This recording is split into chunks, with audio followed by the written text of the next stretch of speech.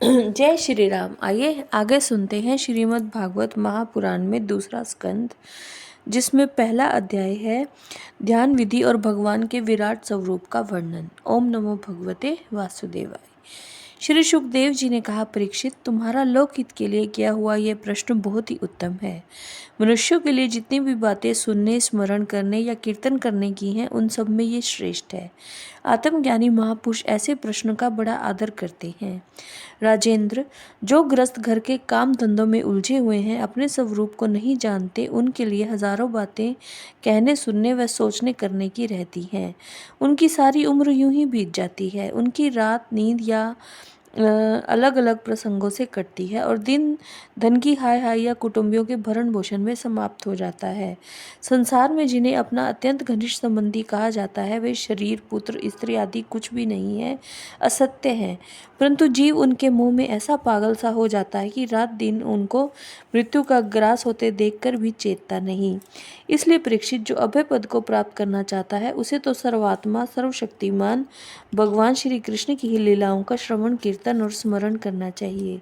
मनुष्य जन्म का यही इतना ही लाभ है कि चाहे जैसे हो, ज्ञान से, भक्ति से अथवा अपने धर्म की निष्ठा से जीवन को ऐसे बना लिया जाए कि मृत्यु के समय भगवान की स्मृति अवश्य बनी रहे। परीक्षित, जो निर्गुण स्वरूप में स्थित है और विधि निषेध की मर्यादा को लांघ चुके हैं, वे बड़े बड़े ऋषि मुनि भी प्राय भगवान के अनंत कल्याण में गुण गणों के वर्णन में रमे रहते हैं।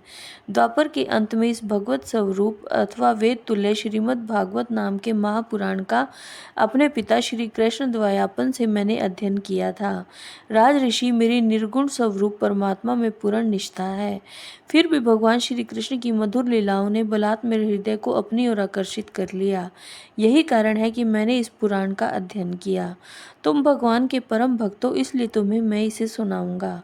जो इसके प्रति श्रद्धा रखते हैं, उनकी शुद्ध चित्तवृत्ति भगवान श्री कृष्ण के चरणों में अनन्य प्रेम के साथ बहुत शीघ्र लग जाती है। जो लोग लोक या परलोक की किसी भी वस्तु की इच्छा रखते हैं अथवा इसके विपरीत संसार में दुख का अनुभव करके जो उससे विरक्त हो गए हैं और निर्भय मोक्ष पद को प्राप्त करना चाहते हैं, उन साधकों के लिए तथा योग संपन्न सिद्ध ज्ञानियों के लिए भी समस्त शास्त्रों का यही निर्णय है कि वे अपने भगवान के नामों का प्रेम से संकीर्तन करें। अपने कल्याण साधन की ओर से असावधान रहने वाले पुरुष की वर्षों लंबी आयु भी अनजान में ही व्यर्थ बीत जाती है। उससे क्या लाभ? सावधानी से ज्ञान पूर्वक बिताई हुई घड़ी 2 घड़ी भी श्रेष्ठ है, क्योंकि उसके द्वारा अपने कल्याण की चेष्टा तो की जा सकती है। राज ऋषि खट्वांग अपनी आयु की समाप्ति का समय जानकर 2 घड़ी में ही सब कुछ त्याग कर भगवान के अभय पद को प्राप्त हो गए। परीक्षित, अभी तो तुम्हारे जीवन की अवधि 7 दिन की है। इस बीच में ही तुम्हें अपने परम कल्याण के लिए जो कुछ करना चाहिए सब कर लो।